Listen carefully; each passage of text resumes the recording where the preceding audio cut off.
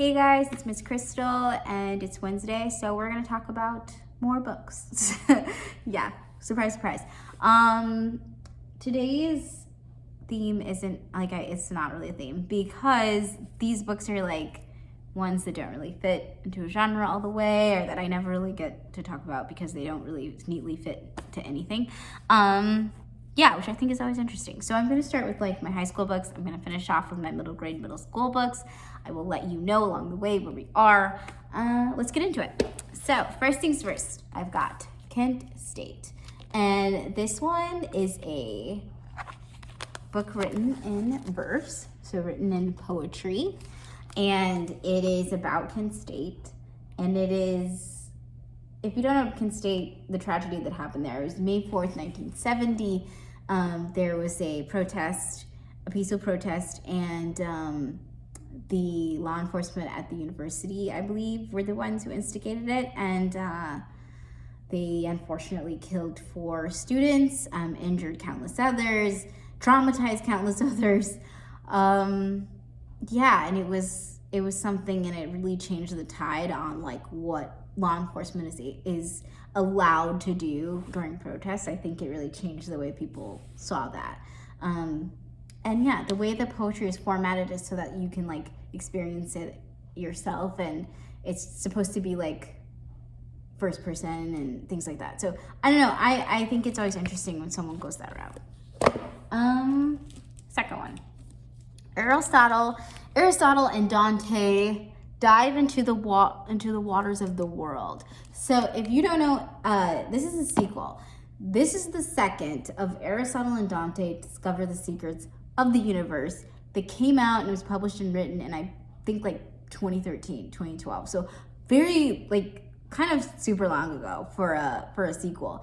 And I never thought that they were gonna, I thought it was like an all-encompassing story, and that was that. But apparently that's not the end of the story. And he wrote another one and it just came out.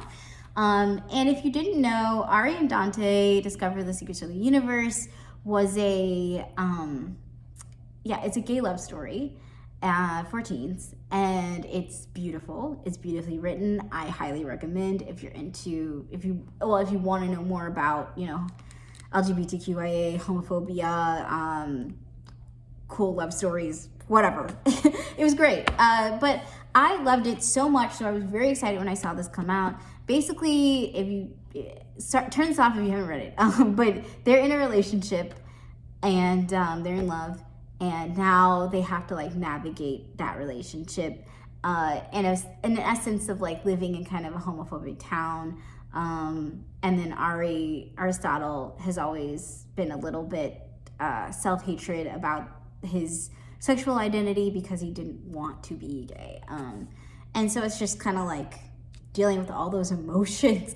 And then on top of it, apparently there's like some crazy twist where like someone is like, Aristotle loses somebody very close to him, and it like emotionally rocks his world. I'm not really sure who that's gonna be. I hope it's not Dante. But let's just all calm down and read it. Okay. Next one is Kaleidoscope by Brian Selznick. So Brian Selznick, he's like prolific for writing and illustrating these very like cool novels that have very little to no text. And that is, I'm gonna say like the biggest one is probably like Hugo Cabaret. If you've ever seen the movie or read the book, then you know what I'm talking about. You know what kind of writing he does. So this one is kind of the same vibe. Like there's these big mandala sort of pictures that are supposed to look like a kaleidoscope would look if you looked into it, and you see how this looks like a big eye. And basically it's very hard to describe this book. There are short stories in it that are about 2 to 5 pages, and they're like loosely connected, and they're all dealing with like grief and loss and like the mental health and trauma involved with that. Yeah, other than that, I really can't tell you because it's weird. But I don't want to like take you away from, because like it's great and I think everyone should read it. Okay, The Cursed Carnival and Other Calamities. So this one is edited by Riordan, and I think he writes one story in here. But he has a publishing company, if you didn't know. And all these books that are about like these kids encountering gods or mythical figures of some kind, he has produced them. And so they're different. So basically all these different writers are ones that are part of his publishing company. And some of them, most of them have established books and book series already. So you've got like the writer of Tristan Strong or Arusha or Sal and Gabby. If you don't know who any of those people are, you should go check out those books. They're amazing, and they're all told from different cultures of gods. So I know like Arusha, I think it was like his Indian gods or something. I don't know, I forgot. But yeah, and Tristan Strong is like set in West African gods and different African American mythological figures. So I think these are cool. Also, if you like haven't read any of those books, I think you could start here, because you could read like a short story about Sal and Gabby and then be like, oh, I kind of like these people. Maybe I should go read the rest of their series. So I don't know, just a thought.